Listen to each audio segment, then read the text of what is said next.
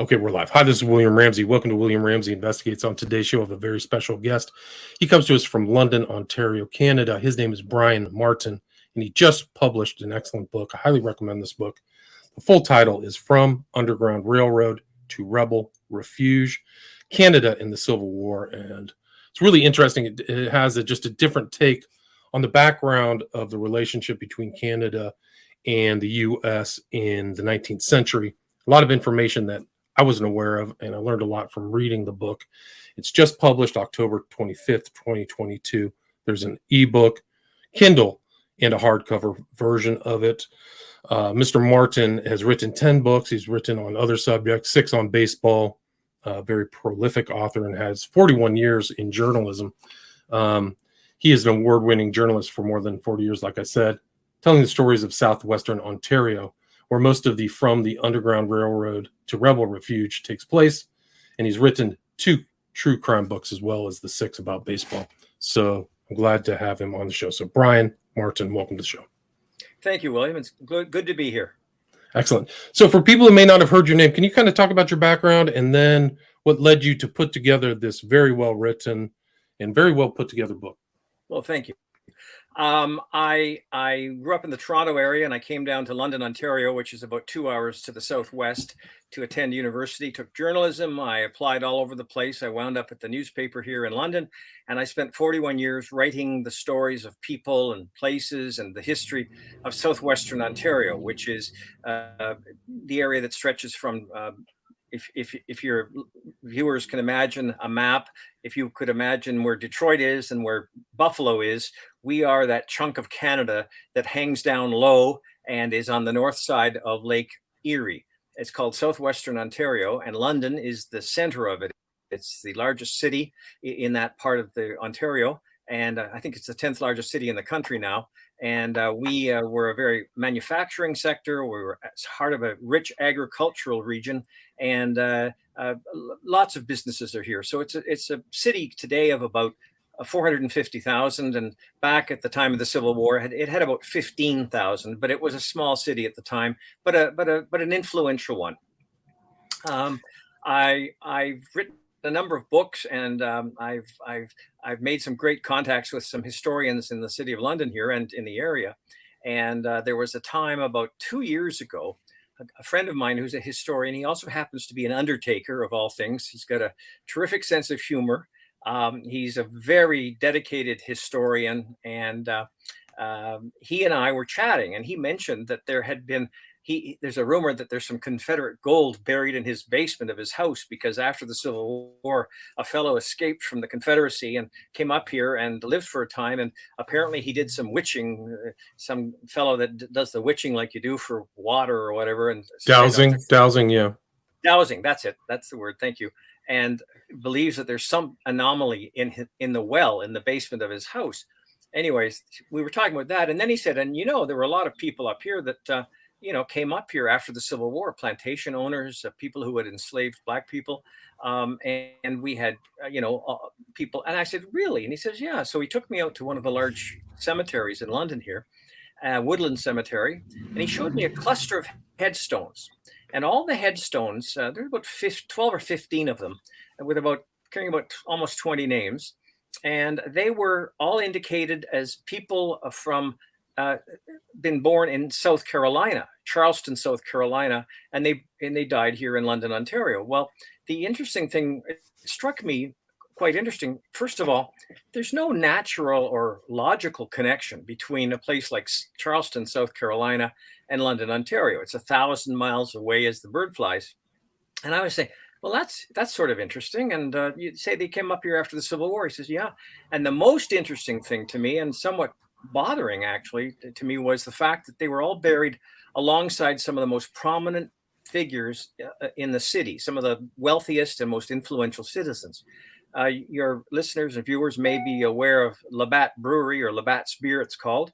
And the Labatt Brewery started here, and there's a big a marker for the Labatt family plot. These people from South Carolina are buried in that area, along with there's other leaders of the city. Some of the most prominent citizens of the city of London are also buried near the Labatts. Well, these people from 1,000 miles away are buried in what's called Millionaire's Row amongst all these very prominent and influential citizens. And I said, well, that's odd too. So they've come 1,000 miles away. They're buried with our most prominent citizens. I need to know more about these people. Now, you should know where I'm from here, there's a lot of, this was the terminus for the Underground Railroad. And we knew for a long time that Black people had fled up here, following the North Star, trying to find Canaan and freedom. And they came in great numbers, and they were assisted all along the way on what was called the Underground Railroad. Once they got across the border, they were free men and women, and they decided to either settle in existing communities or in settlements that were established for them, communities that were established for them. And the government up here was willing to welcome people. Didn't matter what the color of their skin was. We needed people to settle this area. And in fact, we put out the welcome mat for them. And officially, we were still a British colony before the Civil War. And there was a welcome made for them. Now, it wasn't always a bowl of cherries, their life up here, but it certainly was better than what they had back in the States. We had no slavery. In fact, Ontario, which was called Upper Canada at the time, enacted the first legislation to limit slavery before 1800. And within a generation, slavery was gone. And then in Britain, they had the Slavery Abolition Act of 1834, I think it was. So we had abolished slavery. So this was people were free once they got here. The trick was getting here. And they would come through Buffalo or Lewiston, New York, or from Detroit in the West, and they would flood in here. West of London, there were a number of communities specifically established for Black people, and they were agricultural, and they had to clear the heavy bush that was here at the time. And in fact, they established fairly successful settlements. Some were more successful than others. So we knew about this, and I had written about this during my journalism career. So we knew that we had put out the welcome mat for people who had been escaping slavery. Well, I learned through my research that we'd also put out the welcome mat for all sorts of other people, including people who had been enslavers, people who had been plantation owners. And it turns out that some of those headstones that I discovered in London, two of them were a man named Manigault and another one named Mazik. And they were actually very, very, very wealthy rice plantation owners in Charleston, South Carolina area. And those two had been members of the South Carolina legislature that voted unanimously to secede from the Union in December of 1860. These were very prominent people who played a crucial role.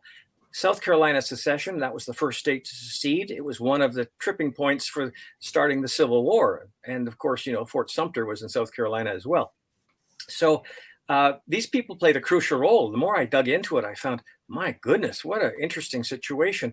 And while here, they sort of settled in. They had no intention of going back. I guess the people they had enslaved had all been set free. Their plantations had been taken over.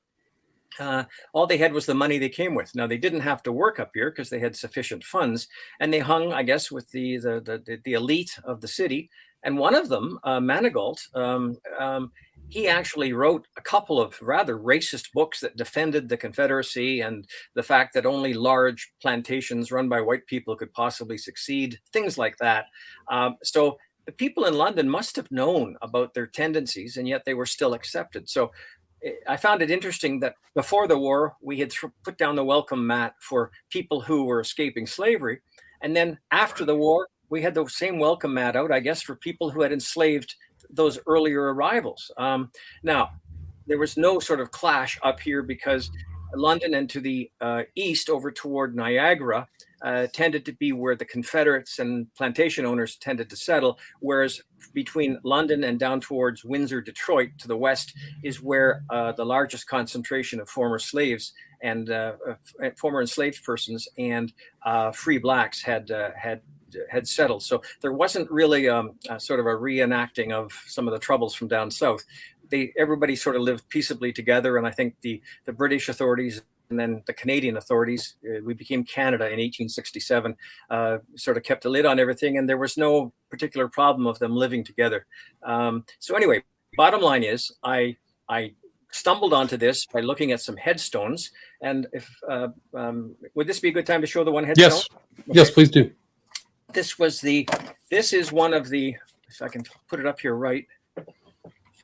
Okay. Can that be read by you, William? Gabriel Manigault, the Charleston, South Carolina, died in London, Ontario, January 20-something, 1889. Is that right? I think it's 78, maybe. Anyway, yeah. At any rate, 1809. Yeah, sorry. Yeah, this was one of the two legislators from South Carolina, and he wrote a couple of those rather racist books once he was up here. So it was the cluster of these headstones that got me going on this whole project. So that's how it began, and those are some of the main things I learned through my research. I also learned, and I forgot to mention this, is that not only did people who had been enslavers and plantation owners come up here, but there were people who were wanted. The original Ku Klux Klan was called the Ku Klux. And after the Civil War, there were the white population, certain members of the white population were fearful of Black people having the right to vote and perhaps getting in charge. In South Carolina, for instance, only 40% of the population were white people, 60% were Black people.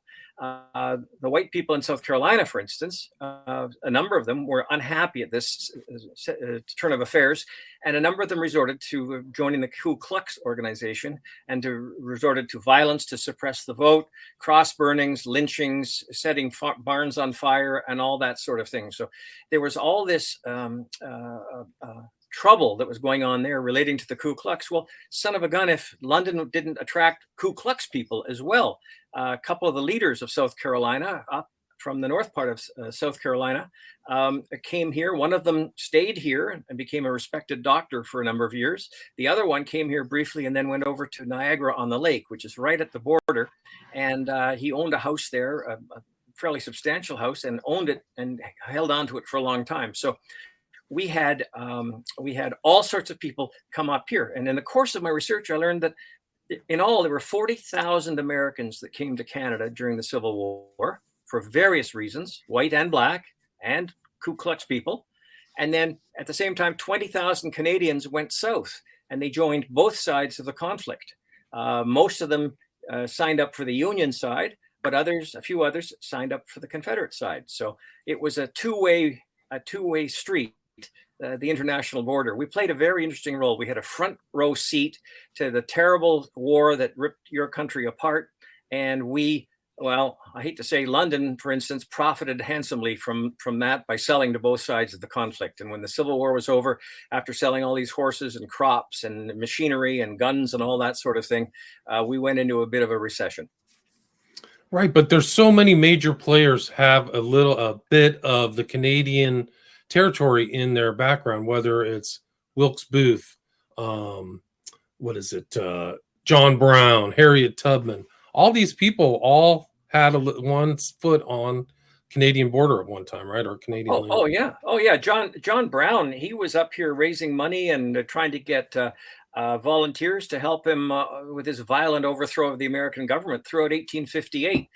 He actually attended a conference, a secret conference in a place called Chatham, which is about halfway between here and Detroit to the west. And it was in a church, and it was a very secretive thing, but it was his first formulation of the plans to violently overthrow the American government and the initial plans for the Harper's Ferry, which didn't work out too well for him. It was a year later until he did it or tried it. But we also had John Wilkes Booth hanging around Montreal, and it sounds like he got the idea to assassinate Abraham Lincoln from his Confederate associates in the St. Lawrence Hotel, which was a big hotel. It was the center of one of the two centers of Confederate clandestine operations during the Civil War, and it catered to Southerners like crazy. It was one of the few places in Canada you could acquire a drink called mint juleps, which I've never had, but apparently it's quite a Southern drink. And this was in Montreal. The Confederacy had $600,000 for clandestine operations against the North. and they from bases in Toronto and Montreal. The raid on St. Albans in Vermont, which you may have heard of, where some Confederates crossed the border into Vermont, a sleepy little town at the north end of Vermont, and claimed this town of St. Albans for the Confederacy. And this got the attention of the northern authorities, and they started to be very wary of what was going on up in Canada. It was sort of a backdoor route to harass the Union, the Confederacy was doing. There was all sorts of stuff. There are more interesting characters in this than one can imagine. It really is incredible. I mean, and it's interesting that the Canadian kind of territory at that time, before it became Canada, was so progressive regarding in slavery, and there were so many sensitive abolitionists there working to make it a free place. And who is this character? One of the interesting people I had never heard of is Josiah Henson. Can you talk about him and his importance? Oh, yeah. Oh, Josiah Henson, I think originally came from Kentucky, and he worked his way north, had to walk. I think he walked 600 or 800 miles to get to the border. And he crossed from New York near Buffalo, a place called Black Rock, and he crossed immediately across the Niagara River into Canada at a place called Fort Erie, although where it was used to be called Waterloo. But at any rate, he came across on the ferry, and the ferry operator was absolutely astounded when Henson comes across, and he had members of his family with him, comes across, he throws himself on the ground, starts wriggling around, and the ferry operator, who thought he was having some sort of fit of some description, and he says, "What's going on, man?" And he says, I'm free. This is what freedom feels like." Well, Josiah Henson was worked for a little bit on a farm near Fort Erie, and then he walked all the way. He was put in charge of a group of black settlers, and he walked all the way to the other end of the province, down toward Windsor, or Detroit, Windsor, and he found an area near a place called Colchester, and they had a settlement down there that they farmed, and things were going pretty well. And then he hooked up with some other people that decided to put together an entirely black settlement at a place called Dresden. It was called Dawn. And he was one of the leaders of the settlement, although he was more of a titular leader and was a fundraiser. He wasn't a good administrator. And at any rate, he wrote about his life. And Harriet Beecher Stowe learned about his life, and she modeled her main character, Uncle Tom, from Uncle Tom's Cabin, after Josiah Henson. They had met, I think, in Boston, and Harriet Beecher Stowe was an anti-slavery person, and she wrote her novel, but she admitted later, under sort of vigorous cross-examination, that it was in fact Josiah Henson that was the model for her main character, even though her book was a novel.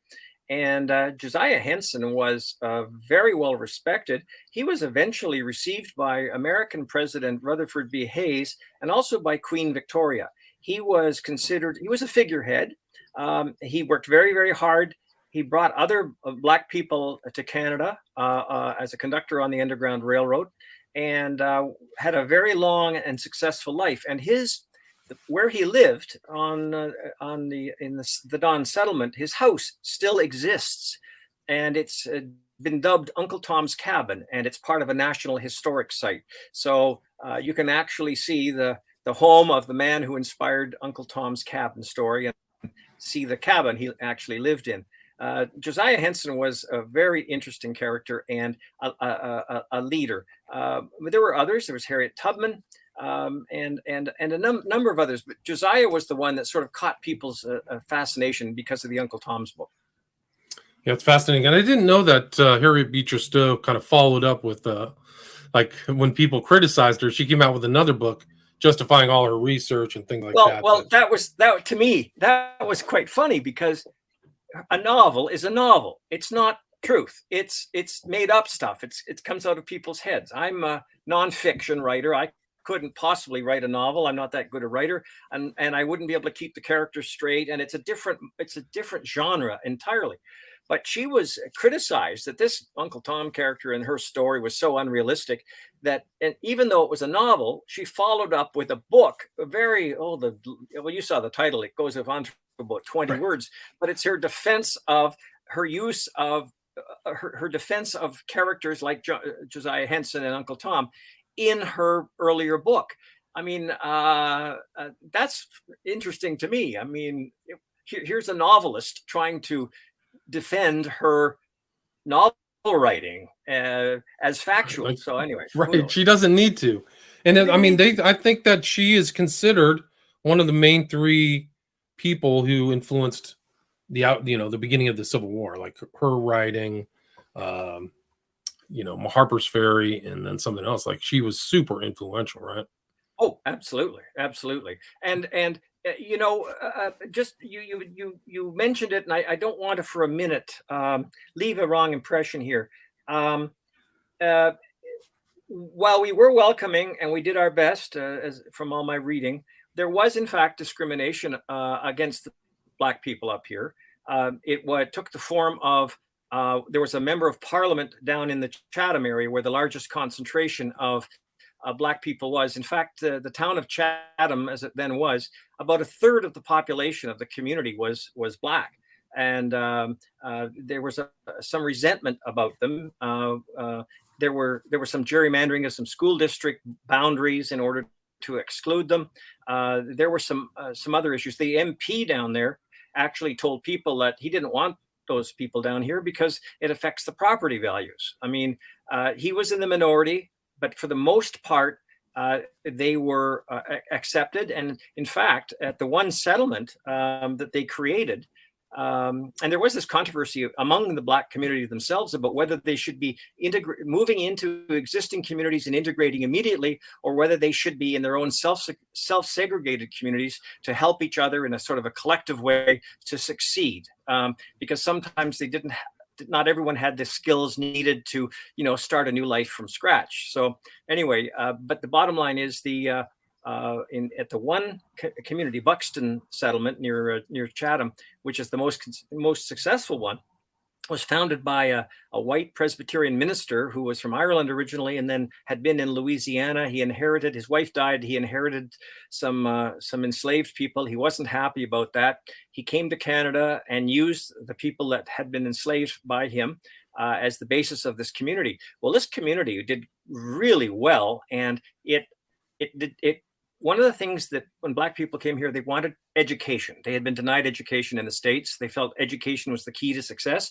So in Buxton, their school was so good, a neighboring school shut down. And in fact, white children joined black children at the Buxton school. And I've got some photographs as late as the early 1900s, integrated classrooms, public school, elementary level school. But it was heartening for me to see that. I mean, white kids and black kids and all learning together and getting along.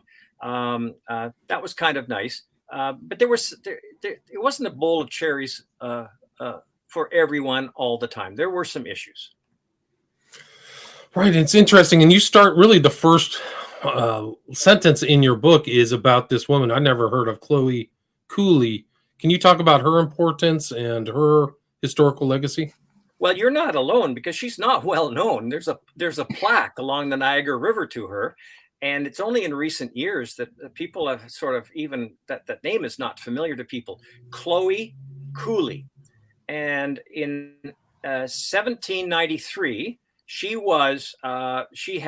we had slavery here in the colony at that point, but there was a growing movement to abolition. And the governor of the colony came over from England, and he was an abolitionist. He didn't like slavery at all.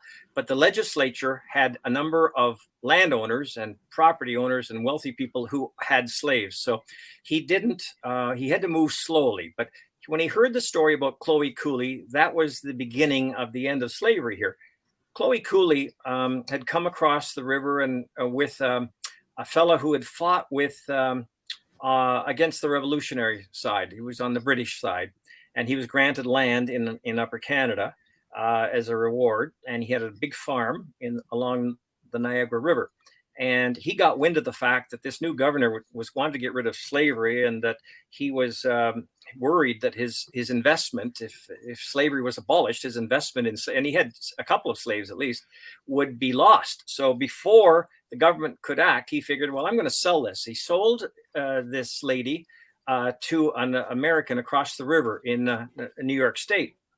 And Chloe Cooley didn't want to go. Chloe Cooley was a very high-spirited woman, and she knew what was happening and may have heard that perhaps abolition was coming to the colony.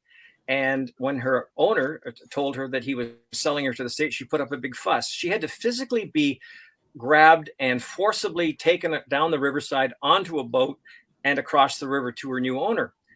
This caused a great fuss.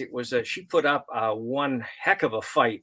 It attracted neighbors and passersby who all thought this was just terrible what had happened. And they went to the legislature, which was very nearby. At that time, it was in Niagara on the Lake, just a few miles to the north.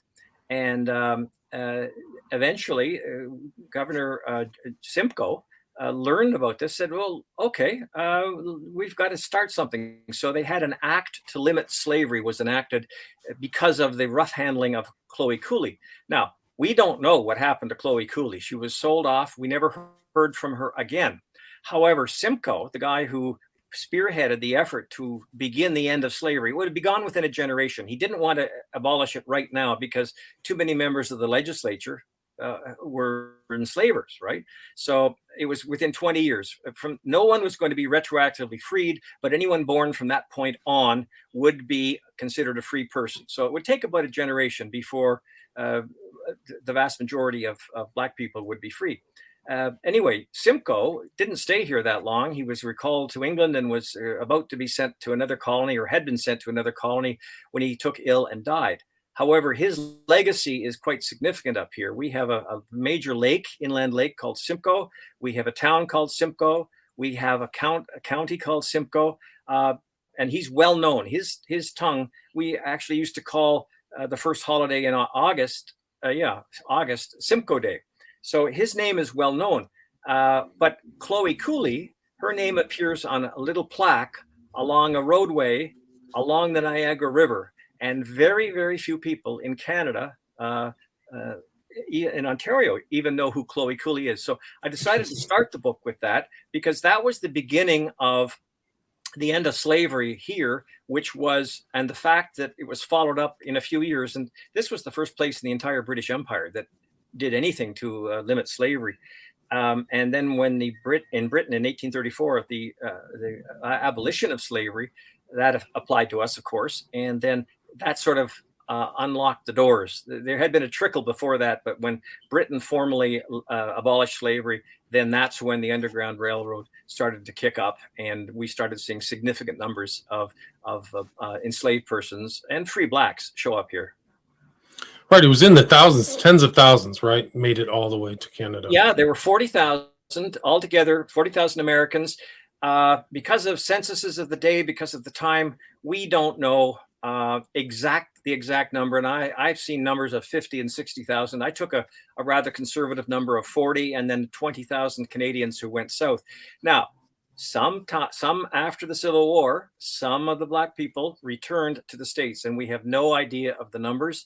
But there is still, to this day, there's descendants of members of the Underground Railroad that still live in southwestern Ontario. Ferguson Jenkins, the Chicago pitcher, he grew up in Chatham. His mother was a descendant of people who came up on the Underground Railway. His father, I think, was from the Caribbean, but his mother was from that. And to this day, in that town of Chatham, there's still a considerable number of Black people, and everyone seems to get along fine. Interesting, fascinating. And so, so they just assimilated, became workers on farms or things like that. I think it's oh yeah. Now, I attended a thing recently, a bit of a discussion, and this young fellow thought I should be more angry that we didn't treat them better. But I mean, back then, we treated them far better than the life they knew and they had escaped. And some of them that went back after the Civil War, Reconstruction and everything, thought everything was going to be fine. Well, as soon as they got back to the lure of family and friends and what they knew, all of a sudden they were faced with Jim Crow laws and some other repression and Ku Klux Klan, and that's Ku Klux, and other forms of repression. So they may have had second thoughts, but we had none of that here, other than an organizing effort for the Ku Klux in the following century. Yeah, it wasn't economically. The post-Civil War was not great for African Americans, in general sense, my understanding. Yeah. Sharecropping and things like that. Yeah. promises 40 acres and a mule, right? That didn't materialize, things like that. But they could actually own land and purchase acreage, like significant amount of land in Canada if they wanted to. Oh Like yeah, you talked about. and sometimes they were allowed to, in exchange for work. The payment plans were easy. We needed settlers here. We have to be honest. I mean, when the Americans conducted their war of aggression of 1812, 1814, they were able to run pretty well straight through from Detroit to Buffalo because we were so thinly settled. We were unable to really defend ourselves very well. We needed settlers. The British Army was spread pretty thin, and the militia, we needed more people for the militia to help defend the home front. But aside from the people we've talked about, I want to show your viewers a photograph which takes us in a slightly different direction. This was a person who spent the time in Montreal, a couple of years in Montreal. That's Jefferson Davis and his wife, Verena. And that's a formal portrait taken during their time in Montreal.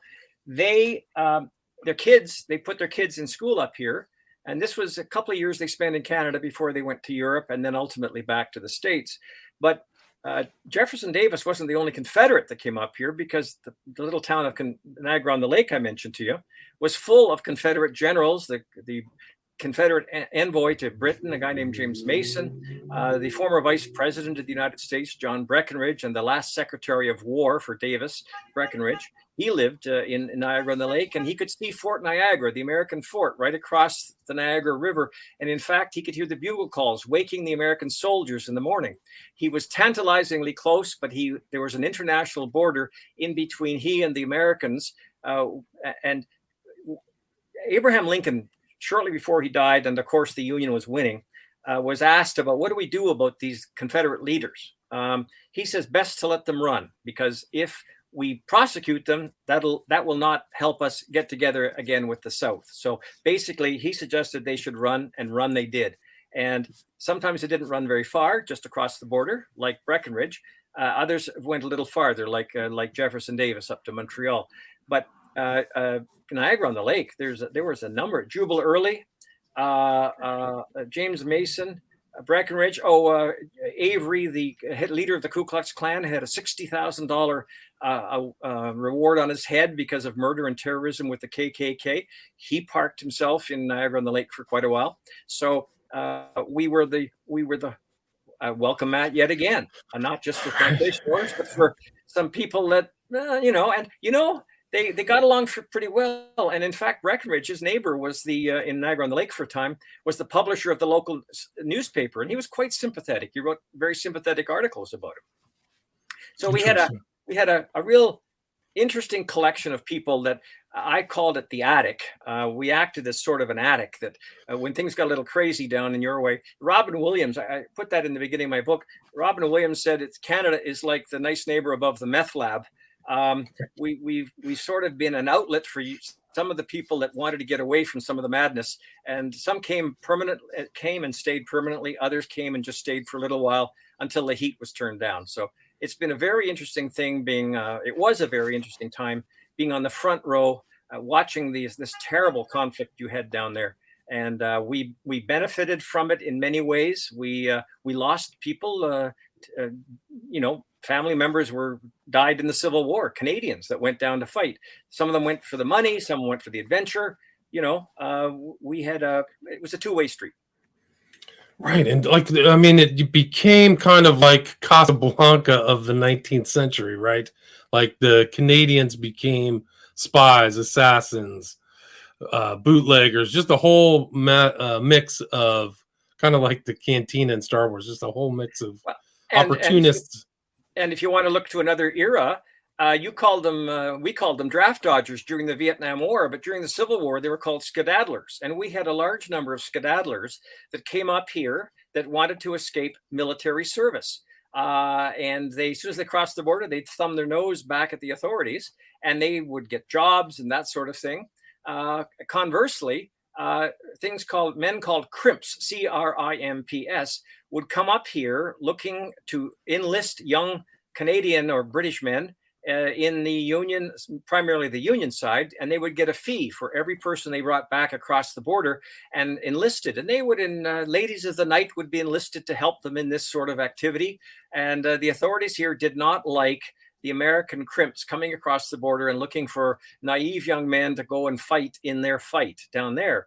So we had a great selection of people, spies, all sorts of spies, buyers of, horses, everything. It was just I would have given my eye teeth, because we had in London here, we had two big hotels. The one hotel was sort of the headquarters for the Confederacy, and the other hotel was the headquarters for the Union, and all the buyers and the spies would hang out there.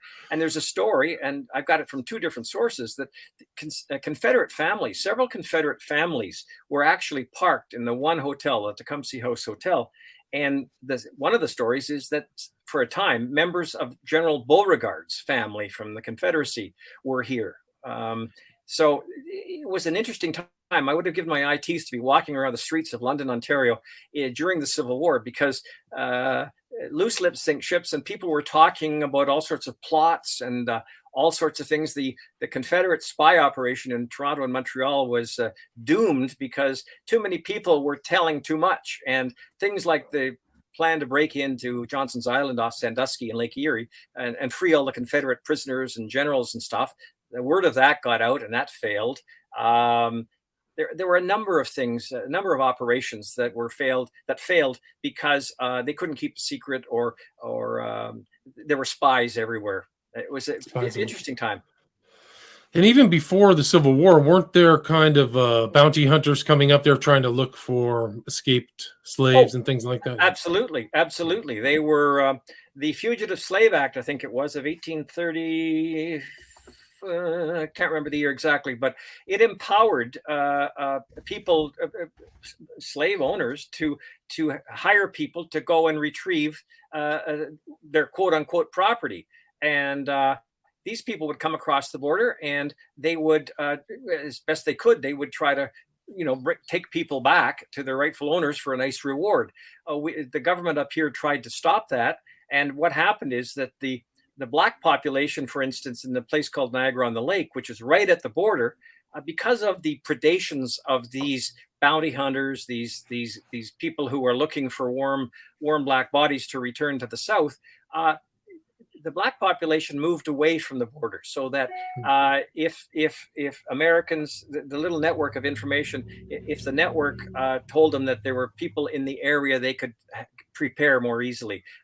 If you're right on the border, by the time your abduction has been reported to the authorities, you may already be back in the States, and it's too late. Right. Wow. It really is interesting. The Canadian history there of that time is fascinating. I think you really encapsulated a lot of that kind of frontier happenings and things like that in the book. It's really well written. We're at about 38 minutes. Is there anything you'd like to add? Anything I missed before we wrap up this discussion? Yeah, well, there was a sort of a postscript toward the end of the book. We had, while we were willing to accept, or at least not prevent, members of the Ku Klux from crossing the border and finding refuge here, later on, following, and the Ku Klux was sort of driven out of existence, or at least driven underground, following the Ku Klux Act of 1871, that all these prosecutions, and the two people I mentioned in my book were fled prosecution. One from the middle of his trial, Avery, from the middle of his trial. His friends had a horse just outside the door. He bolted from the courtroom onto the horse, made his way up to Canada. So he escaped justice that way. But there was, following The Birth of a Nation, the film of 1915, there was a rebirth, or a resurgence of the Ku Klux, now called the Ku Klux Klan. And it was a terribly racist movie and very upsetting to a lot of people. It said that the Ku Klux was the savior of the white race, and that Black people were, I won't even go into it, but they portrayed them absolutely horribly. D.W. Griffith was a terrible racist. He was a great cinematographer, but he was terribly racist. And the interesting thing that I found is that, and I'm not I'm stressing that I'm pointing this out because we are not, while we abolished slavery earlier than elsewhere, perhaps, we were not, the rank and file people in Canada weren't saints by any means. In the birth of a nation triggered the growth of the Ku Klux Klan. It grew rather rapidly. There was a lot of immigration happening into the States at the time of the First World War and shortly after, and a lot of resentment about immigrants and other people. And so there was a real resurgence of the Ku Klux. They had millions of people signing up and attending these cross-burning ceremonies and initiations and that sort of thing. And eventually, the Ku Klux Klan decided to expand into Canada, and they had a couple of pretty significant efforts back in the 1920s, 1924, 25, 26, in that era.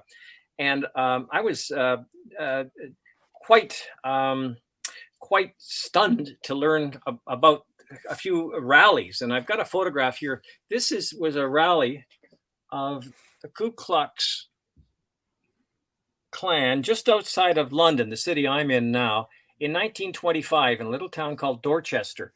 And it attracted 1,000 people, and they initiated 200 people in one night. They had a 40-foot tall cross that they burned, and they were signing up members and trying to make a go of it. Well, Ontario was, you've heard of the Orange Lodge? No, I don't know what that is. Okay, it's a Protestant. It's a Protestant Irish organization that dislikes Catholics. It promotes the British monarchy. It's our it's our organization of bigots, basically, in Canada, and it was very pervasive and held all the levers of power. We were very Protestant in this province, and you had to be a member of the Loyal Orange Lodge in order to really get anywhere in the Ontario government. In the course of 100 years, only 3 or 4 mayors of Toronto were not Orangemen, and 4 of our prime ministers were members of the Orange Lodge. At the time, it was considered they passed it off as a fraternal organization, but basically it was sort of the Ku Klux Klan without the sheets. Okay. Very bigoted, anti-Catholic, anti-French, anti-immigrant, anyone that is not white Protestant Irish stock. Okay. Irish was the bonus, but you had to be Protestant and you had to be white. So the problem was the Ku Klux Klan came up here and they had all these rallies like the picture I just showed you. And they basically ran into some competition they didn't have in the southern states or even in the northern states. The Orange Lodge was very, very powerful. And if you were a bigot and you didn't like other people, you were probably already a member of the Orange Lodge. So they had competition for the bigotry. And in fact, shortly after the Depression got rolling, the Ku Klux Klan abandoned Canada. They gave up on us. They're hopeless up there. We can't. There's no fertile ground. It's already occupied, right? So, and personally, my background is Irish Protestant, and I'm convinced that my distant relatives or ancestors back then must have been members of the Loyal True Orange Lodge. It's a very interesting sort of wrinkle we have. It was a sort of a way of, fending off the KKK, but we weren't better because we fended off the KKK. We were just as bad. We just had a competing organization. I thought that was a really interesting wrinkle to this whole thing. And the Ku Klux organization was established following the Civil War, okay, in reaction to giving Black people rights. And the resurgence of that after the Birth of a Nation film, it wasn't that we were holier than thou. We were just as bad. We just had our own bigots and haters. Really fascinating. Yeah. I mean, there's a lot more in this book. I mean, there's a lot of other stuff, the KKK, a lot of more Civil War, and it's just very well put together. Like, I'm really impressed with the writing and the structure of the book. So you broke it into 3 different parts, but it's also, people can listen to it. You can get a paperback and a Kindle too, right?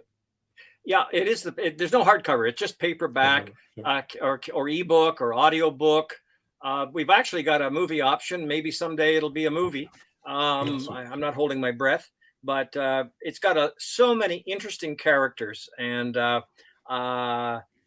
It's just full of interesting information, and it's opened people's eyes up here who have read it. They said, I never knew that, because we thought the American Civil War was America's war. Well, we had a front row seat, and we dipped our toes in it, and we made room for people that came up to join us, so we were involved intimately in that. And there was also one other aspect that I forgot to mention. It was, we tended to side with the South in many ways, because first of all, Britain was addicted to King Cotton and had traditional trading routes with the South.